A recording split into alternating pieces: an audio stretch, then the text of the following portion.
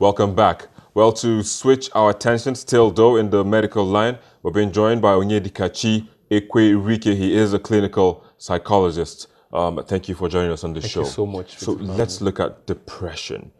You know, we've heard quite a bit of stories in the past weeks, about someone jumping, into the, but then let's just look at depression. What could be the cause or causes of depression?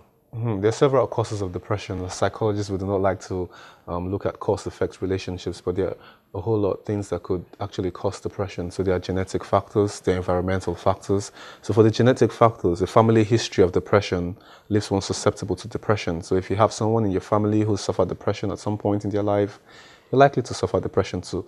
Now, one study proved that to be true. In identical twins, once one twin suffers depression, the other one has 70% chance of suffering depression too. So, genetic factors. Now, there are environmental factors, non-normative life events, losing your job, loss of a loved one. Now, all these things too can make us susceptible to depression. What about a loss of your girlfriend?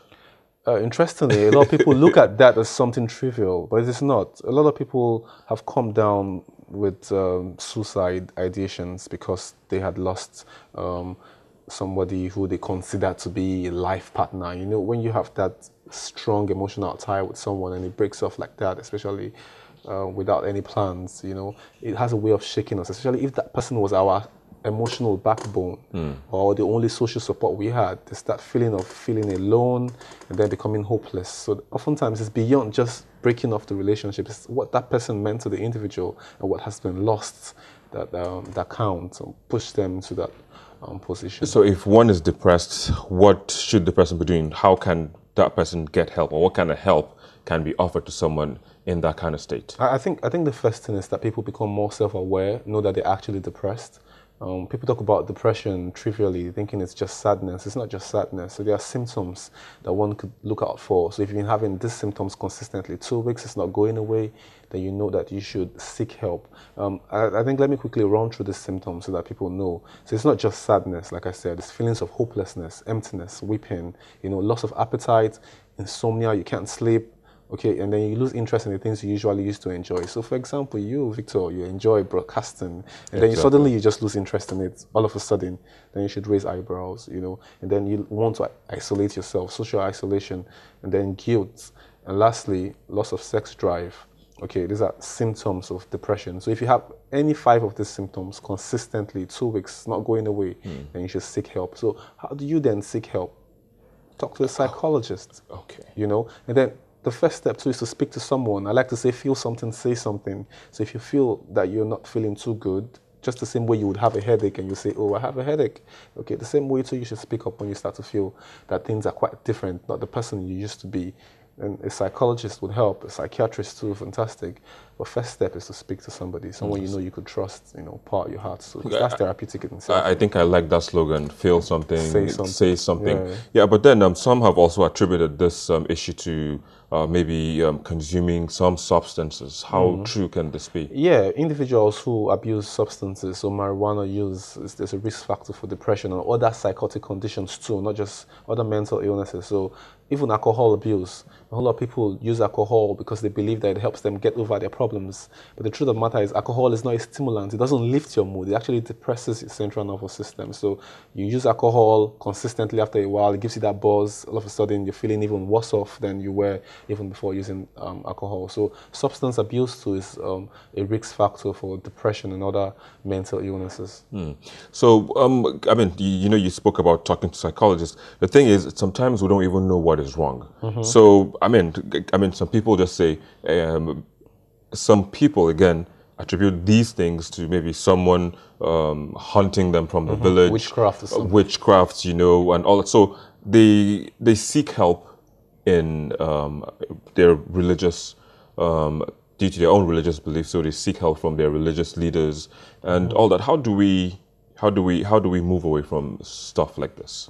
Thank you very much. I think the first thing we need to do is to educate people. Like I said, a whole lot of the other illnesses that we're not treating with medications were oftentimes in the past, thought to have been caused by spiritual forces too. So depression is no different. A whole lot of people now are thinking that way only because they're ignorant. And so they only understand what they know. They don't know any better. So it's what they're hearing, what they see in TVs. You watch a Nigerian home movie, for example, and you see somebody say, hey, go and kill yourself, and somebody just goes, kill themselves. They think, oh, that's how it works. That's not how it works. Okay, so these things are not spiritually influenced, okay? These are illnesses. They're mental illnesses, just like physical illnesses that have biological components, physical components, and they can be treated when you get the right help. So when you go to your pastors, for example, and you don't feel better, what happens? You become more anxious, you become more overwhelmed, you become more hopeless. And at that time, it spirals down to suicide, which is what we're now seeing being a bit more rampant these days.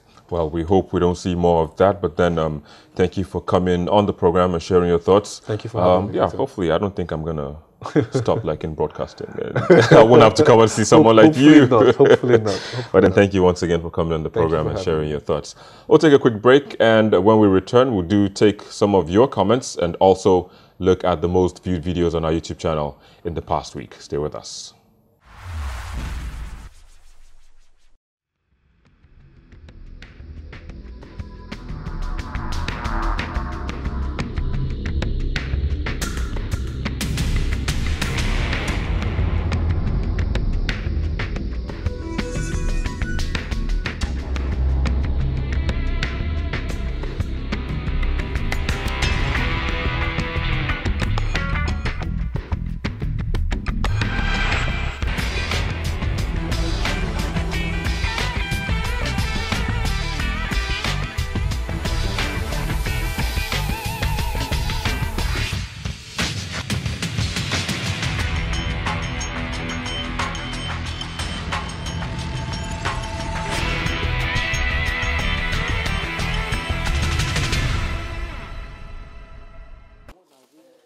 This week's top 5 videos begins with the video of the recovery of the body of a doctor who jumped into the Lagos Lagoon.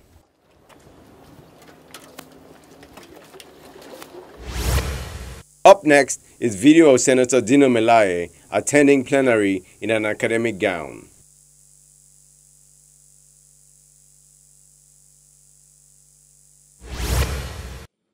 In third spot is the Senate President, Dr. Bukola Saraki, denying reports that he imported a bulletproof vehicle. I'm not an importer. At no time did I import any SUV Range Rover. As you know, this is a vehicle that is not a personal vehicle, a vehicle that was processed through the National Assembly. I don't know anything about the importation. I didn't appoint any clearing agent or anything like that. Like most of the vehicles that are here, you only know when it's delivered to you. Your certificate now. Yes. Did you have a certificate course in Harvard, or you had a degree course in Harvard? I believe second spot is taken by the video of Senator Dino Melaye clearing the air over his certificate controversy. So it's not a question and answer series. Whatever I have is mine. Whatever I've said, I possess. If you think it's not true, he's a lawyer. Let him go to court and sue me for forgery. I'm asking you. While the video of the arrest of persons suspected to have killed a delivery agent in River State got viewers glued to our YouTube channel in the past week. On my way to this Aresst, I saw him at that extreme. He was packaging something, like I think someone was packing in the waste bin, the black waste bin. So he said, you go inside, go inside, go chill out inside. He's coming to start to walk. This, then after they asked, what are you doing close to the soccer way? He said he wanted to change chamber. I overheard that too. He said, okay, I went inside. And I went inside the room.